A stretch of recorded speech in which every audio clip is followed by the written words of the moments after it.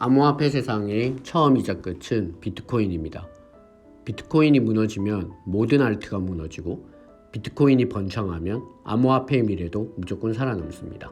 전체 암호화폐 시장에서 비트코인의 시장 점유율은 보통 45% 정도 됩니다. 이 말은 전체 암호화폐 자산의 거의 절반 정도가 비트코인에 축적되어 있는 셈입니다. 이런 점에서 비트코인에 한 가지 아쉬운 점이 있을 수 있습니다. 바로 스마트 컨트랙이 불가능하다는 점인데요. 비트코인의 발명의 목적은 화폐에 있었기 때문에 스마트 컨트랙이 필요하지 않았습니다. 하지만 현재는 자연스럽게 자산의 성격을 함께 가지고 있기 때문에 스마트 컨트랙이 가능하다면 확장성이 훨씬 커집니다. 이더리움이 결국 비트코인에 스마트 컨트랙을 더한 것을 생각해보면 이 점은 더욱 확실합니다. 만약 블록체인상에서 비트코인으로 스테이킹, 대출, 유동성 공급 등의 디파이 활동이 가능하다면 비트코인의 유동성이 훨씬 커지며 시장의 크기가 급격하게 팽창할 수 있을 것입니다. 이런 비트코인의 아쉬운 점을 보완하기 위한 프로젝트가 바로 스택스입니다. 스택스는 비트코인의 스마트 컨트랙 구현을 가능하게 만드는 프로젝트입니다. 비트코인을 포크하지 않는 이상 비트코인에 직접적으로 스마트 컨트랙 기능을 장착할 수는 없습니다. 비트코인의 완결성을 생각해보면 아마 포크는 일어나지 않을 것입니다. 대신 스택스 블록체인을 비트코인과 연결시켜 비트코인 체인의 보안성과 안정성을 활용할 수는 있습니다. 스택스는 전송증명이라는 독특한 방식으로 비트코인과 연결되어 있습니다.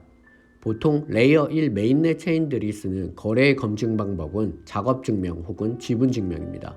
이 둘의 가장 큰 차이점은 검증의 방법인데요.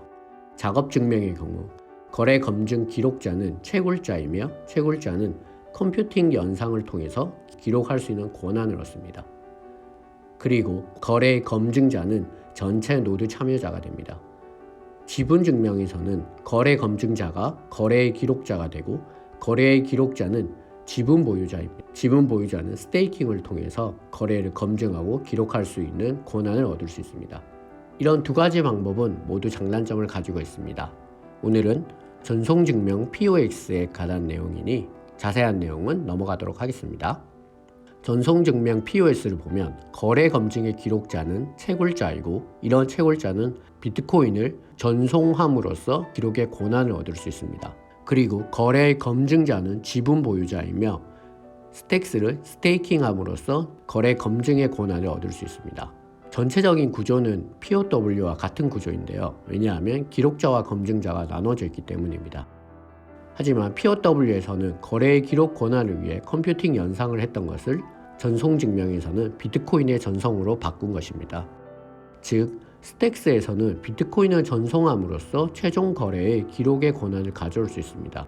이 부분이 스택스의 거래의 최종 단계를 비트코인 블록체인에 결합시키는 방법입니다. 현재 스택스를 스테이킹하면 연간 약 9%의 이자율로 비트코인을 지급받는데요. 이것이 가능한 이유는 앞서 살펴본 전송증명이라는 독특한 방식이 있습니다. 위의 전송증명을 보상의 측면에서 다시 한번 보겠습니다. 채굴자는 비트코인을 전송한다. 그리고 보상으로 스택스를 얻는다. 검증자는 스택스를 스테이킹한다. 그리고 보상으로 비트코인을 얻는다. 얼핏 보면 이게 무슨 조삼모사의 구조인가 싶죠. 이 구조는 비트코인의 가치가 계속 우상향한다면 선순환이 될 수 있습니다. 예를 들면 비트코인의 가치가 올랐다. 더 많은 비트코인을 보상으로 얻기 위해 더 많은 스택스를 스테이킹한다. 많은 양의 스택스가 물량이 잠기기 때문에 스택스의 가치가 늘어난다. 많은 스택스를 얻기 위해 더 많은 비트코인을 전송한다. 이런 식으로 뱅글뱅글 도는 선순환 구조입니다. 물론 여기서 비트코인의 가치가 장기적으로 하락하게 되면 비트코인도 스택스도 함께 망하는 구조입니다. 모든 암호화폐들의 생사가 비트코인에 달려있지만 스택스는 좀 더 직접적으로 생사를 함께하는 구조입니다. 비트코인의 우상향을 믿는다. 그런데 비트코인은 이제 너무 많이 올라서 앞으로의 상승폭이 조금 아쉽다. 그런 사람들에게는 스택스가 좋은 대안이 될 수 있습니다. 스택스를 보유해서 스테이킹하면 스택스의 큰 상승폭도 없고 보상으로 비트코인도 받을 수 있으니 말입니다. 보통 암호화폐 프로젝트들은 ICO를 통해서 자금을 모집합니다. 미국 증권위원회 SEC 증권법 따위는 전혀 고려하지 않고 일단 돈부터 모으고 프로젝트를 개발하는데요. 그러니 향후 증권법이 문제가 되며 SEC와 소송을 하는 식으로 진행이 됩니다. 스택의 개발사인 블록스톡은 암호화폐 업계에서 처음으로 SEC 승인을 받고 REG A+라는 규제 아래서 자금 모집을 진행했습니다. 당시 자금 모집에는 하버드 대학교도 참가했습니다. 이런 부분은 개발사가 프로젝트를 얼마나 장기로 보고 있는지, 그리고 적법한 방법으로 프로젝트를 진행하겠다는 것인지 높은 사업적 도덕성도 볼 수 있습니다. 그런데 이런 자금 모집 방법은 칭찬받아야 마땅하지만 현실적으로는 코인의 성장에 발목을 잡는 부분이 있습니다. 바로 규제 아래서 자금을 모집했으니 STX는 증권이다 라는 것입니다. 증권으로 분류가 되면 나스닥과 같은 증권거래소에서만 거래가 됩니다. 코인을 거래하는 코인베이스 등에서는 상장할 수 없습니다.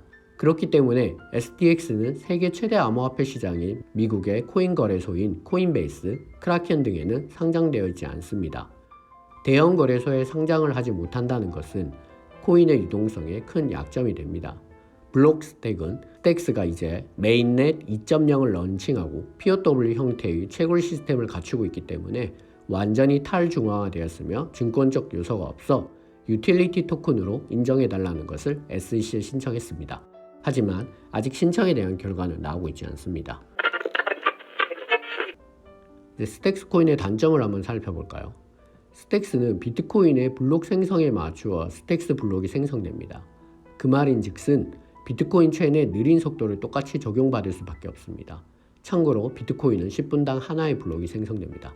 스택스는 이를 마이크로 블록이라는 기술로 비트코인의 한 블록 안에서 수많은 작은 블록을 만들 수 있다고 합니다. 하지만 현실적으로 스택스는 다른 신생 메인넷인 솔라나, 루나 등과 비교해보면 여전히 아주 느린 거래 속도입니다. 둘째로 이제 막 시작하는 생태계 코인입니다. 그렇기 때문에 아직 제대로 구동되고 있는 뎁이 없습니다.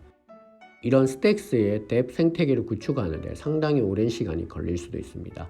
그리고 특히 스택스는 자체 개발 언어인 클래리티를 개발했습니다.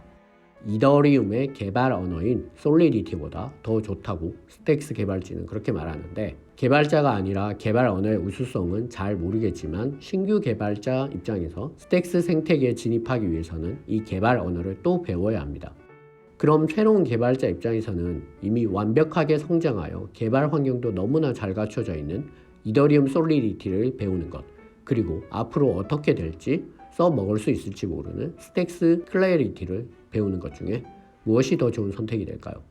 이런 점에서 자체 개발 언어 스택스의 기술적 우수성을 높일 수는 있지만 생태계의 확장성을 떨어뜨릴 수도 있지 않을까 생각합니다. 이처럼 스택스에 대한 투자는 생각보다 장기적으로 진입해야 할 수도 있습니다.